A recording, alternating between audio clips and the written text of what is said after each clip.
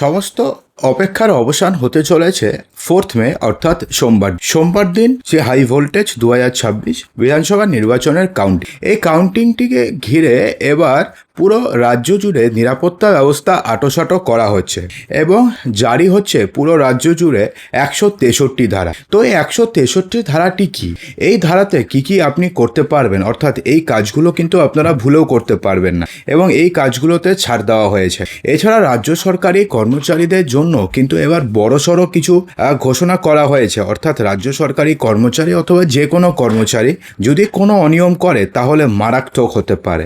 তো সব মিলিয়ে ভিডিওটি খুবই ইম্পর্টেন্ট হতে যাচ্ছে, সম্পূর্ণ অবশ্যই মনোযোগ সহকারে দেখতে থাকুন। একটা ছোট্ট রিকোয়েস্ট, ভিডিওটিকে এক্ষুনি একটি লাইক করে দেবেন এবং ভিডিওটিকে শেয়ার করবেন। আপনাদের একটি লাইকই ভিডিওটিকে আরও 1000 জনের কাছে পৌঁছতে সাহায্য করে। দেখুন, সোমবার রাজ্য বিধানসভার ফল গণনার বা ভোটের গণনা এবং ফলাফল, তার আগে ফের বড় সিদ্ধান্ত নিয়েছে নির্বাচন কমিশন। ঘোষণা করা হয়েছে নো ফ্লাইং জোনের, অর্থাৎ পূর্ব মেদিনীপুর জেলার 4 গণনা কেন্দ্রেই নো ফ্লাইং জোন করা হয়েছে। অর্থাৎ পূর্ব মেদিনীপুর জেলার যে 4টি গণনা কেন্দ্র রয়েছে সেখানে নো ফ্লাইং জোন ক্রিয়েট করা হয়েছে। এখানে কোনো রকমের বাজি ফাটানো যাবে না, কোনো রকমভাবে বিজয় মিছিল করা যাবে না এবং গণনা কেন্দ্রগুলোর কাছে জারি থাকবে 163 ধারা। এটা হচ্ছে বিএনএস অর্থাৎ ভারতীয় ন্যায় সংহিতা। ইতিমধ্যে এই মর্মে জেলা জুড়ে পুলিশের মাইকিং শুরু হয়ে গিয়েছে।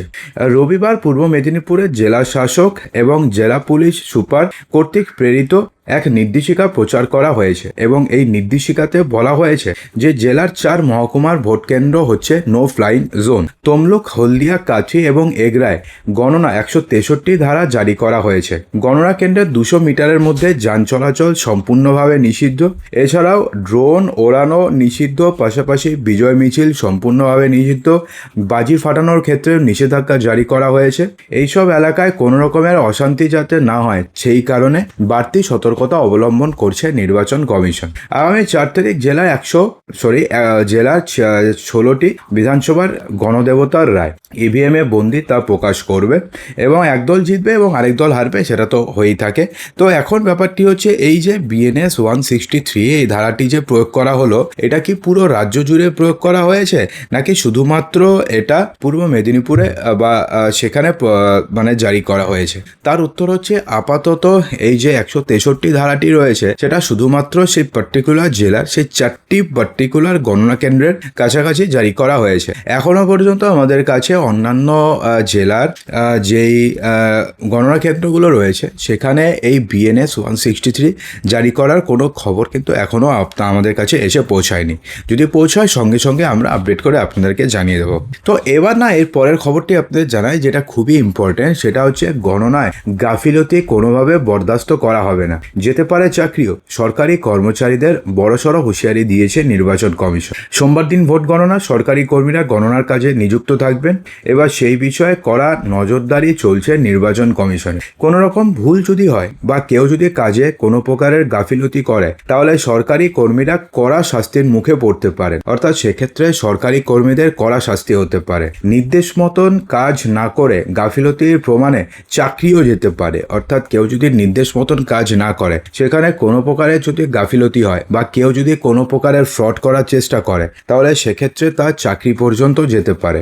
নির্বাচন কমিশন সূত্রে তেমনই হুঁশিয়ারি বলে প্রাথমিকভাবে খবর পাওয়া গেছে। এবার বাংলা বিধানসভা নির্বাচনের শুরু থেকে আঁটোসাঁটো ব্যবস্থা করেছে নির্বাচন কমিশন। পুরো নির্বাচনে একজনেরও বলি হয়নি, অর্থাৎ নর্মালি ভোটে যে বলি হয় এবার একজনও হয়নি। এবার বিক্ষিপ্ত কিছু ঘটনা ছাড়া কোথাও কারো রক্ত ঝরেনি। গণনার দিনও যাতে কোনো খামতি রাখতে চায় না কমিশন। দক্ষিণ 24 পরগনার ফলতা বিধানসভা নির্বাচনে প্রিসাইডিং অফিসার, পোলিং অফিসারদের গাফিলতি ধরা পড়েছে। তারা শাস্তির মুখে পড়তে পারেন বলে কমিশন সূত্রে খবর। অর্থাৎ যেই সমস্ত পোলিং বুথে যে ব্যালট ইউনিট রয়েছে সেখানে যে টেপ লাগা ছিল, তো সেই সমস্ত পোলিং বুথের যে প্রিসাইডিং অফিসার রয়েছেন অথবা যে পোলিং এজেন্ট যারা রয়েছেন, অর্থাৎ পোলিং অফিসাররা, পোলিং অফিসার 1, 2 যারা রয়েছেন সবাইকে শাস্তির মুখে পড়তে হবে। দু দফায় রাজ্যে বিধানসভা ভোট হয়েছে। বঙ্গের রেকর্ড ভোট পড়েছে কমিশন সূত্রে খবর। 4 মে সোমবার ভোট গণনা। ইভিএম এই মুহূর্তে কড়া নিরাপত্তা বলয়ে স্ট্রং রুমে রয়েছে। গণনার সময় যাতে এতটুকু ফাঁক রাখতে চাইছে না কমিশন। সম্পূর্ণ নিরাপত্তার চক্রব্যূহে গণনার কাজ চলবে বলে খবর। গণনার কাজ সামলাবেন সরকারি কর্মীরা, মূলত কেন্দ্রীয় সরকারি কর্মীরাও এই গণনার কাজ চালাবেন। কমিশনের গাইডলাইন এবং নির্দেশ সম্পূর্ণভাবে মানতে হবে, অর্থাৎ যেরকমভাবে কমিশন বলে দিয়েছে ঠিক সেরকমভাবে করতে হবে, সে কথা জানানো হয়েছে। গণনায় কর্মীদের স্বচ্ছতা বজায় রাখতে হবে এবং সততা নিশ্চিত করতে কোনো প্রকারের ভুল, সেটা উদ্দেশ্য প্রণোদিতভাবে হোক অথবা উদ্দেশ্য প্রণোদিতভাবে না হোক, কোনো প্রকারের ভুল বরদাস্ত করা হবে না। কর্মীরা যদি ইচ্ছা করে কোনো ভুল করে বা তাদের যদি গাফিলতি কোনোভাবে সামনে আসে, যদি পরবর্তীকালে যদি দেখা যায় যে এটা কর্মীদের গাফিলতির কারণে হয়েছে, এটা কোনোভাবে উদ্দেশ্য প্রণোদিতভাবে হয়নি, তবুও তাদের বিরুদ্ধে কঠোর বিচার বিভাগীয় ব্যবস্থা নেওয়া হবে। সেক্ষেত্রে তাদের চাকরি পর্যন্ত যেতে পারে। কমিশন সূত্রে তেমনটি খবর।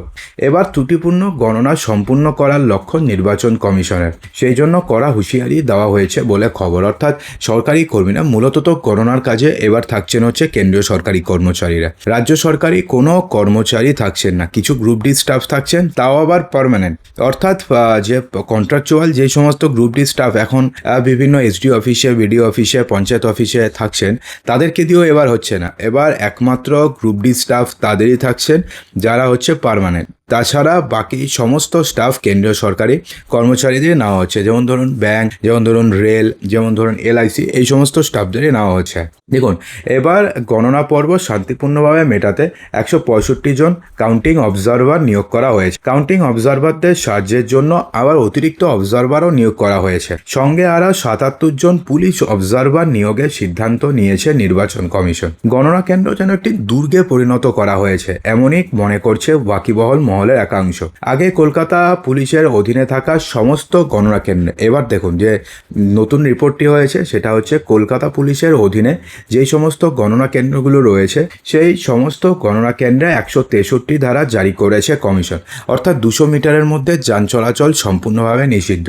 5 জন বা তার বেশি সংখ্যায় জমায়েত করা একদমই যাবে না, এমনই নির্দেশ জারি করা হয়েছে। গণনার আগে উত্তেজনা, জমায়েত, বিক্ষোভ এবং অপ্রীতিকর যে কোনো ঘটনা এড়াতে এই উদ্যোগ নিয়েছে প্রশাসন এবং নির্বাচন কমিশন। তো বন্ধুরা, এই নিয়ে আপনাদের কি বক্তব্য রয়েছে কমেন্ট বক্সে জানাতে একদম